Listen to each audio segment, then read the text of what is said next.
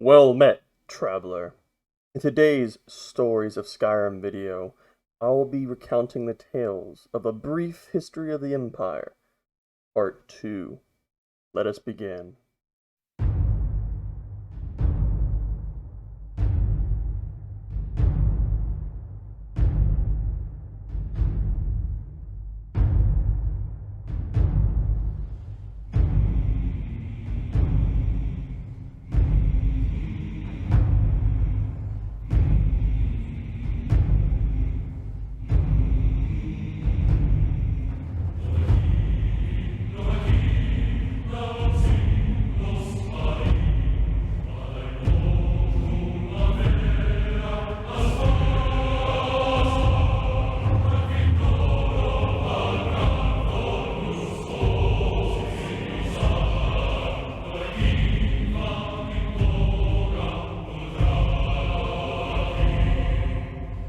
A Brief History of the Empire, Part 2. Volume 1 of this series described in brief the lives of the first 8 emperors of the Septim dynasty, beginning with the glorious Tiber Septim and ending with his great-grandniece, Kintara II. Kintara's murder in Glenpoint while in captivity is considered by some to be the end of the pure strain of Septim blood in the imperial family.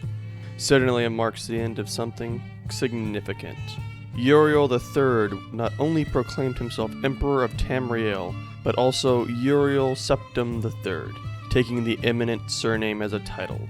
In truth, his surname was Mantiarco, from his father's line. In time, Uriel III was deposed and his crimes reviled. But the tradition of taking the Septim name as a title for the Emperor of Tamriel did not die with him.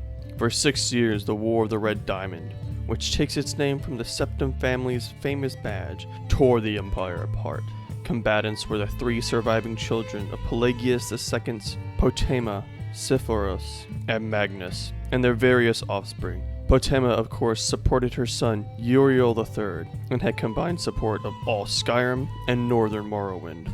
With the efforts of Sephoros and Magnus, however, the province of High Rock turned coat, province of Hammerfell, Somerset Isle, Elsewhere, and Blackmarch were divided in their loyalty, but most kings supported Sephoros and Magnus. In year 127 of the Third Era, Uriel III was captured by the Battle of Eichstätt in Hammerfell. En route to his trial in the Imperial City, a mob overtook his prisoner's carriage and burned him alive within. His captor and uncle continued to the Imperial City and by common acclaim was proclaimed Sepphoris I, Emperor of Tamriel. Sepphoris' reign was marked by nothing but war. By all accounts, he was a kind and intelligent man, but what Tamriel needed was a great warrior. Unfortunately, he was that. It took an additional 10 years of constant warfare for him to defeat his sister Potema, the so-called Wolf Queen of Solitude, who died in the siege of her city-state in the year 137. Sephoros survived with his sister by only 3 years. He never had time during the war years to marry, so it was his brother, the 4th child of Pelagius II, who assumed the throne. The Emperor Magnus was already elderly when he took up the imperial diadem, and the business of punishing the traitorous kings of the War of the Red Diamond drained much of his remaining strength. Legend accuses Magnus' son and the heir of Pelagius III of patricide, but that seems highly unlikely for no other reason than Pelagius was king of Solitude following the death of Potema, and seldom visited the imperial city.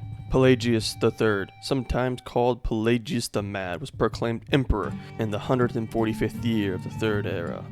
Almost from his start, his eccentricities of behavior were noted at court. He embarrassed dignitaries, offended his vassal kings, and on one occasion marked the end of an imperial grand ball by attempting to hang himself. His long-suffering wife was finally awarded the regency of Tamriel, and Pelagius III was sent to a series of healing institutions and asylum until his death in the 153rd year of the Third Era, at the age of 34. The Empress Regent of Tamriel was proclaimed Empress Katara the first upon the death of her husband. Some who did not mark the end of the Septim bloodline with the death of Kintara II consider the ascendancy of this dark elf woman the true mark of its decline. Her defenders, on the other hand, assert that though Katara was not descended from Tiber, the son she had with Pelagius was, so the imperial claim did continue, despite racist assertions to the contrary. Katara's 46-year reign was one of the most celebrated in Tamriel's history. Uncomfortable with the imperial city, Katara traveled extensively throughout the empire, such as no emperor had since Tiber's day. She repaired much of the damage that the previous emperor's broken alliances and bungled diplomacy created. The people of Tamriel came to love their empress far more than the nobility did. Katara's death in a minor skirmish in Black Marsh is a favorite subject of conspiracy-minded historians. The sage, Montalius's discovery, for instance, of a disenfranchised branch of the Septim family and their involvement with the skirmish was a revelation indeed. When Cassandir assumed the throne upon the death of his mother, he was already middle-aged, only half-elven. He aged like a Breton. In fact, he had left the rule of Wayrest to his half-brother, Uriel, due to poor health. Nevertheless, as the only true blood relation of Pelagius, and thus Tiber, he was pressed into accepting the throne. To no one's surprise, the Emperor Cassandir's reign did not last long. In 2 years, he joined his predecessors in eternal slumber. Uriel Lariat, Cassandir's half-brother and the child of Katara I and her imperial consort, Galavir Lariat, after the death of Pelagius III, left the kingdom of Wayrest to rule as Uriel IV. Legally, Uriel IV was a septim. Cassandir had adopted him into the royal family when he became king of Wayrest. Nevertheless, the council and the people of Tamriel, he was a bastard child of Katara. Uriel did not possess the dynasticism of his mother, and his 43-year reign was a hotbed of sedation.